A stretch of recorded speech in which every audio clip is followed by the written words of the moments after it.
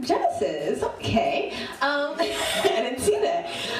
We got 6 poets coming up here, and we got a poet who's going to do a sacrificial piece. Sacrificial lamb. Midnight, where are you? There you are. Midnight's going to come up here and do a poem just to make sure you all know what you're doing and how to judge. So, y'all give it up for Midnight.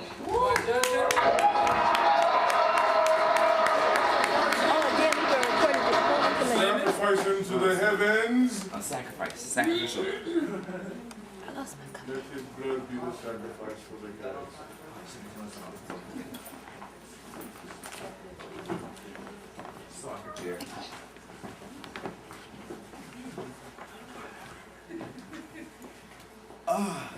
Y'all here? Yeah. Y'all ready to judge? Alright. New poem. Idea came from Qualo. Rough draft.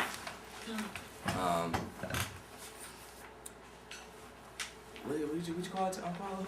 How crazy you going to get? Black people are in Connecticut. So, how many of y'all go outside of Connecticut and you tell them you're from Connecticut and they're like, oh my god. Oh, yeah. So this poem is about there are black people in Connecticut.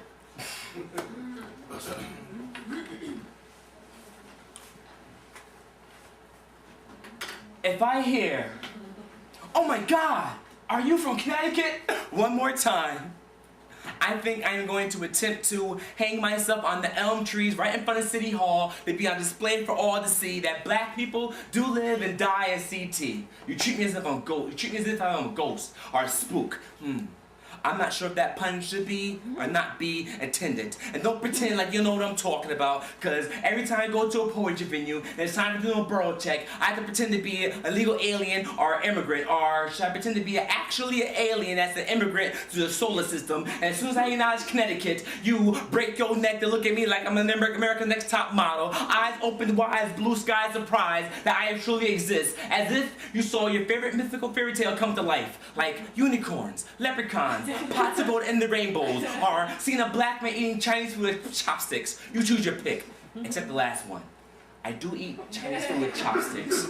It is said, when you're in Rome, you do it like the Romans. Even Caesar had slaves, so black man, next time you go to the barber to get your waves or your Caesar, remember your roots, you're gonna cut too short. This life is a sport, and I'm being played like a gladiator, and some of the people happen to be spectators. I have to fight for my existence to maintain my relevance. I am relevance. The reality is, I've been here before this Amistad Academy. I've been here before the 1700s. My ancestors soon find themselves in the belly of wooden beasts traveling across the Atlantic, but they be traded in Connecticut, coming from Africa. Ironically, traveling in a ship called Africa, leaving to go sail towards Connecticut. I'm deep in this colonial state history, so deep.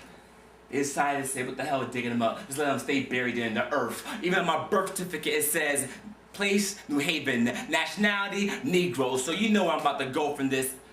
Wait, maybe it has nothing to do with my color. Maybe something other than my color. Maybe it's the fact you didn't think I can swing this poetry like a Crooklyn Dodger swings a bat, throw over the plate. And don't try to think this is dodgeball, hit me with a beanball. I be in Beantown, baking your food with throw like the hometown baked beans. I build like a mason from Brick City. And nothing secret about this, unless you're in a cipher, I take you higher. So don't try to judge my performance. Don't try to judge my heart, because you're not God. Just judge my spit, judge my grit, judge my life, judge me. Just simply judge my poetry.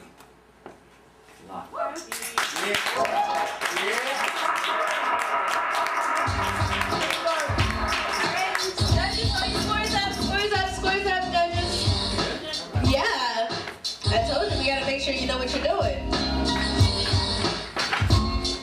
We need somebody a little coherent to come sit over here next to Tyke, because he is the envy of all my dreams, and he needs help. You have to write it big on the whole piece of paper, real big, so I can see it from here.